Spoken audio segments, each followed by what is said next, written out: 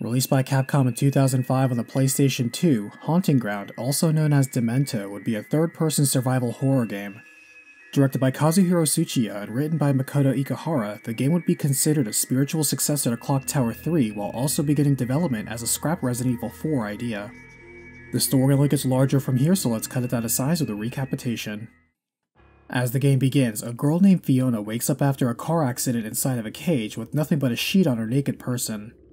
Fortunately, the cage is unlocked as she sees hanging meat and butcher tools nearby, spotting a dog that darts away. She finds its collar on the ground with the name Huey labeled on it as she makes her way out, finding herself within a large castle. She is soon met by the housekeeper Daniela, who gives her a cryptic smile and directs her to some clothes laid out for Fiona. The lost girl asks where she is, and Daniela looks at the portrait of her master, saying she will make sure Fiona stays here. Fiona finds the master oddly familiar as she cautiously changes into the oddly well-fitted clothes, unaware someone is spying on. Not wishing to stay, Fiona now tries to escape the castle, finding such a huge estate strangely empty and panicking at the sight of an unexpected large stain of blood. Turning a corner, she runs into Debilitus, a simple-minded castle groundskeeper who looks at her like one of his dolls and encroaches upon her with covetous eyes while rubbing his crotch. Hiding until he gives up pursuit, Fiona ducks into a room that appears to be some sort of science lab and spots an unusual earthen doll and an odd typewriter. Giving the golem a plate of meth, it breaks badly as she enters an audience room where she is called out by name by a mysterious man who reveals an uncanny statue of a pregnant Fiona, declaring she will be his. Alarmed and confused, Fiona tries to leave through the courtyard but pauses as she spots a strange blue wisp swim through the air before taking notice of the lost girl's energy and homing in on her. Evading the pest, Fiona pauses by a tower and clock, only for Debilitus to catch up to her just as a voice commands him to stop, forcing him to reluctantly give up and let her go. A man named Ricardo steps out and introduces himself as keeper of the castle, offering his condolences for the loss of her parents, Ugo and Ayla, in the recent accident. He reveals she is the sole surviving heir of Belly Castle, as memories of the accident return to Fiona, overwhelming her and causing her to faint. When she wakes up, she is still in shock over her circumstances but looks outside and sees a white shepherd whimpering and in trouble. Wishing to help, she frees the dog from a wire tightly wrapped around his neck and saves his life, and after it walks off again, she feels an eerie chill in the air. Hurrying to the front gate, she is dismayed to find it locked and seemingly unpassable, but when she returns to the bedroom prepared for her, she is shocked to find Debilitus waiting for her. He once again creeps towards her, but this time the white shepherd she saved dashes in and bites the hand of the groundskeeper and scares him off. She thanks the dog for saving her life in return, recalling the name Huey from the collar, and Huey barks in affirmation. Befriending him, Fiona finds Huey is well trained already, understanding how to fetch, heal, track, attack, and push crates as he follows her. Feeling braver to explore the castle and find another option to escape thanks to her new companion, Fiona passes by Daniela cooking in the kitchen, and Huey saves her from deviously deadly traps. A phone suddenly rings nearby, and picking it up, the caller warns Fiona about Ricardo and mentions something called Azoth before being cut off. She later hears a voice call her name through some holes in the wall, but reaching in, she is surprised to find something reaching back, handing her a note. The message is addressed to her directly, informing her of another route out of the castle through a mansion and how to unlock it, signed by someone named Lorenzo.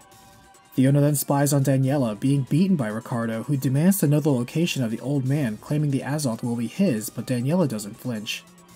Daniela then turns and smiles at Fiona, knowing she is secretly looking on as the lost girl leaves in a panic, pushes some blocks to calm down, and discovers a secret stairwell. Soon enough, Debilitus chases Fiona into a church where she drops a chandelier onto him, knocking him down, but chooses to call off Huey from tearing him apart and spares him. Recognizing this, Debilitus frees himself, bows his head in thanks and apology to Fiona, and walks away, leaving her in peace and instead wishes to be helpful. Fiona is about to continue her escape when out of nowhere Daniela appears behind her to halt her and insist that dinner is served, taking her to the dining room. As Fiona cautiously eats, Daniela mentions how her creator claims he made her the perfect woman, but looks to the lost girl, revealing she cannot taste food, experience pleasure, or even feel pain. Fiona excuses herself from the table to go rest in bed as Daniela licks a spoonful of soup, expressing she is not yet complete. The maid is envious of Fiona's fertile womb, going over to the window and smashing it with her head, grabbing a large shard of glass, and smiles, repeating that she is not complete and seeks to take what she wants. Stumbling to get away, Fiona watches as Daniela passes by a mirror, sees her own reflection, and suddenly lets out a blood-curdling scream while fixated on her image. The lost girl takes this time to slip away, finding more hidden paths in the castle, mummified remains, and creatures that look even older than that. Thanks to Huey's skillful trick shots, Fiona progresses through unusual architecture, finding an old library with notes from centuries ago. In one journal from 1784, she reads about an alchemist who devised a technique to obtain eternal life called the Dry Method. The next entry is nearly 40 years later in 1822 and states the Dry Method appears to work with no side effects. Another entry is from over 75 years later in 1898, observing that even though the Dry Method works, it is not enough to fully realize his dreams and acquire Azoth. Over 45 more years would pass as in 1944 the researcher would begin losing interest in the Dry Method as Fiona finds more leftover experiments in the mansion dungeon. Using some golems to clear the path forward and take her mind off of things, Fiona discovers she has been secretly filmed multiple times in the castle. Catching up, Daniela cuts off her escape, fire poker in hand, as the lost girl asks what she wants and the maid replies, Azoth, calling it the essence of life and woman. Daniela begins twitching uncontrollably and laughing maniacally as Huey grabs her and pulls her to the ground. Fiona calls him off as the maid gets up, spitting that the girl is allowed to receive men into her body because she is a precious princess, laughing as she cries tears of blood. She shrieks while Fiona finishes a puzzle that shatters the observatory's glass ceiling as a massive shard skewers Daniela and she dies with a twisted smile on her face. Taking a key from her body, Fiona enters a new area in the mansion, finding a lab with people in incubation tanks. Ricardo now enters and approaches her, repeating this castle is all hers and she is home, but she flees from him. To this, Ricardo insults her over not appreciating or understanding the gift of Azoth she has, choosing to give Fiona a scare by taking potshots at her with his gun. Huey unbars a way out as escaped deformed experiments now linger in the mansion and she finally unseals the mansion entrance outside. Huey's alerted to something and chases it into the underbrush, and moments later Fiona hears the blast of gunfire echo throughout the woods. She soon finds the dog has been shot in the leg, bandaging him up quickly as Ricardo gives chase to her again, cornering her against a cliff's edge. He explains she inherited her father's Azoth, claiming that Azoth belongs to him and she is basically his child. Ricardo then says he is a great alchemist who holds invaluable information from the dawn of time and will not die. He says his real name is Aureolus Belli and reveals his face is exactly like her father Ugo's because they are clones. He then reveals he was the man in the hat who drove her family off the road and caused the crash that knocked her out and killed her mother.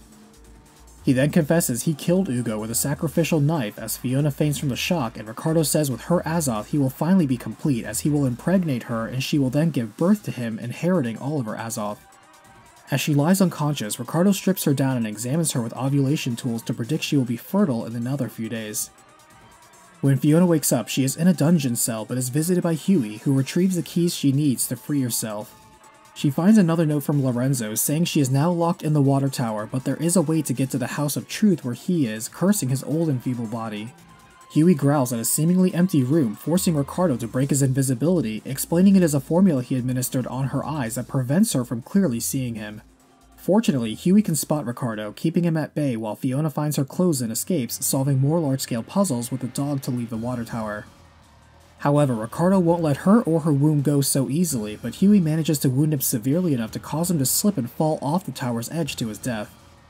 A frail man crawls towards Ricardo's corpse, calling him incomplete, and now claims his Azoth, sucking it out through his mouth. Getting back into a wheelchair, he moves towards Fiona, comforting her by saying Ricardo was always a bad apple, and he is Aureolus Lorenzo Belli, the creator of both clones Ricardo and Ugo. However, with both of them gone, he gleefully claims Fiona is his now, grabbing her as she grabs and throws a candlestick at him, which begins to set fire to the room.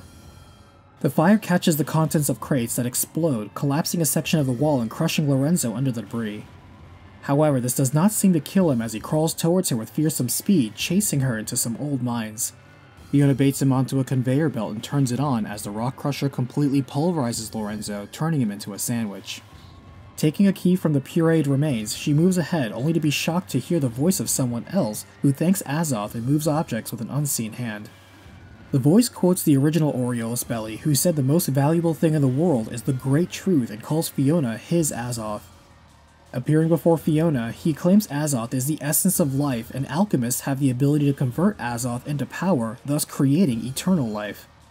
He reveals himself to be Lorenzo, but in a younger body that looks just like the clones of himself he created, Ugo and Ricardo, before reverting into an even younger form. He now moves to extract the Azoth from Fiona. She flees but passes by a wall that resonates with a birthmark on her back, revealing a unique staff, the Cane of Caduceus, that activates a burning pit and the way out of the mansion. Together with Huey, they shove Lorenzo into the fire, though he escapes while continuing his pursuit as a flaming corpse. Fiona evades him long enough for the immolation to finally consume him, though just as she opens the front gate, Debilitus enters the room with a pair of garden shears in hand. As the sun rises on a new day, they look to each other briefly as Debilitus bows his head to her again, meaning no harm, and Fiona calls Huey as they leave a nightmare behind and Debilitus resumes his garden work. Haunting Ground has enjoyed the success of selling over 70,000 copies worldwide.